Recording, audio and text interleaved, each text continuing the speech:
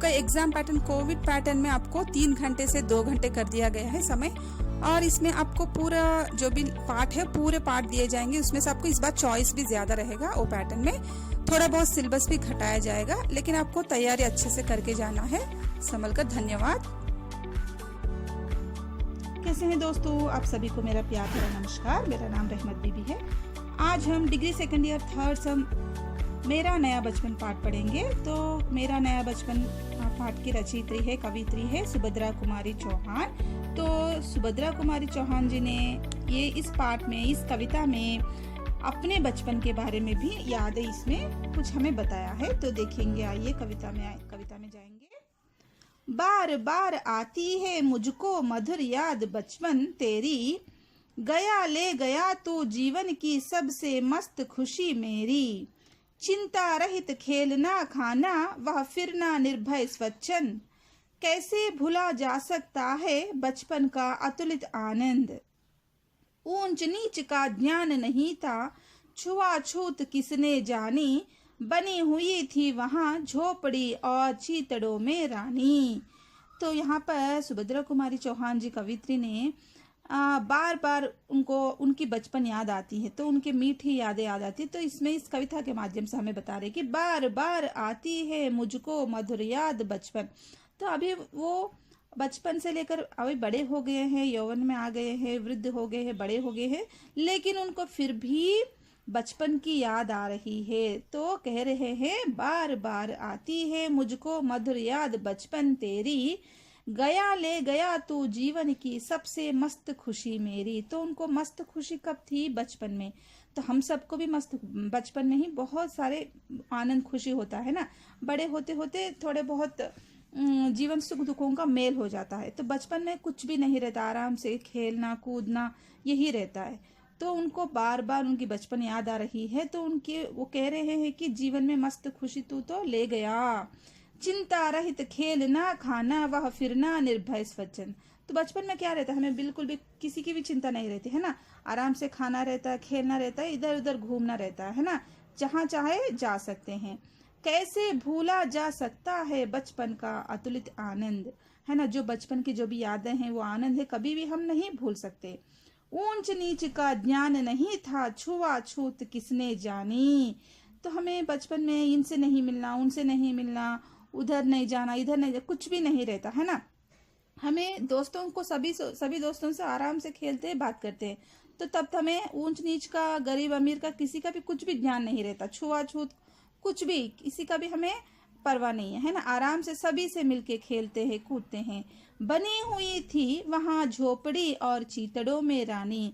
झोपड़ी में रहने पर भी, फटे पुराने कपड़े पहनने पर भी रानी की तरह आराम से रहती थी। तो यहाँ पर सुभद्रा कुमारी चौहान जी ने अपनी बचपन की यादें हमें बताते हुए कविता के माध्यम से बहुत अच्छे से बता रहे हैं।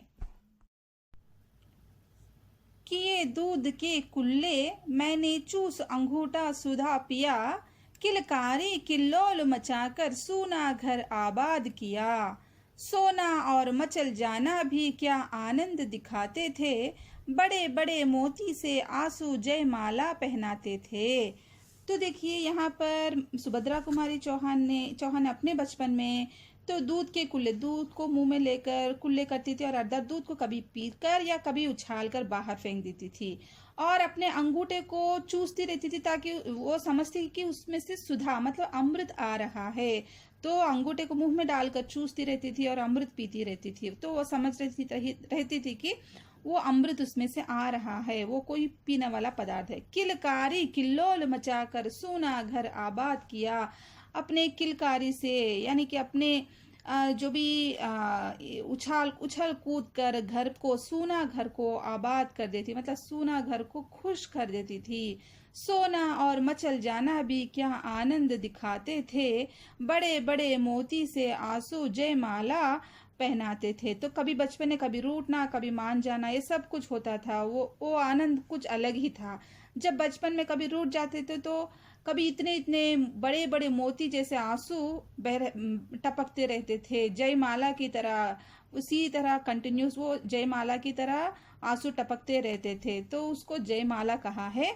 तो इस तरह बचपन में कभी रूठना, कभी झूठे आंसू बहाकर मान जाना, ये बचपन का जो भी सुनहरे पलों का इसमें वर्णन कर रहे हैं सुभद्रा कुमारी चौहान जी। तो उनकी बचपन, अगर हमें उनकी बचपन के बारे में हमें वर्णन करें तो हमें खुद का भी बचपन याद आ जाता है ना।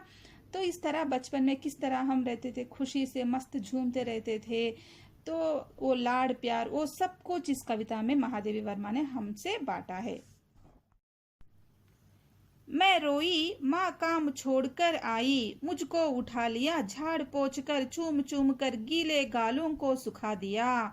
दादा ने चंदा दिखलाया, नेत्र नीरियत दमक उठे, धुली हुई मुस्कान देखकर सबके चेहरे चमक उठे। तो इस कविता में कवित्री ने अपने बचपन में जो भी वो रोती थी तो माँ उनकी माँ जो काम छोड़कर, जो हाथ में जो भी काम था वो छोड़कर उनके लिए दौड़ कर आती थी और उनको उठा लेती थी, लाड़ करती थी और झाड़ पोंछ कर चूम चूम कर गीले गालों को सुखा दिया। जो आंसू बहते थे तो गाल पूरे भीग जाते थे, तो उनको पोंछ पोंछ कर उनको गालों पर चूम चूम कर माँ उनको खुश करती थी। दादा ने चंदा दिखलाया, नेत्र नीर दमक उठे। तो जब वो रोती थी, बचपन में रोती थी, तो उनकी दादा ने जो आकाश में चंदा दिखलाते तो उनके आंखों से भरी आंखें, जो भी दुख से भरी आंखें, जो पानी से भरी आंखें क्या होते थे, नेत्र नीरयुत दमक उठे। तो वह पानी से भरे आंखें क्या होते थे, दमक उठते थे, एकदम से खुशी आता था उनको। धुली हुई मुस्कान देखकर सबके चेहरे चमक उठे। तो इस तरह सब लोग इस तरह करने पर उनकी जो भी है रोना चला जाता था, फिर उनके चेहरे पर मुस्कान आ जाती थी। तो उनकी मुस्कान को देखकर सबके घर वालों के चेहरे चमक उड़ते थे। इस तरह सुभद्रा कुमारी चौहान ने अपने बचपन में जो भी मीठी यादें हमसे बांटकर उनकी बचपन की यादें फिर से ताजे कर रहे हैं। वह सुख का साम्राज्य छोड़कर मैं मतवाली बड़ी हुई, लुटी हुई खुज ठगी हुई सी दौड़ द्वार पर खड़ी हुई। जाल भरी आंखें थी मेरी, मन में उमंग रंगीली थी, तान रसीला थी कानों में चंचल छैल छबीली थी।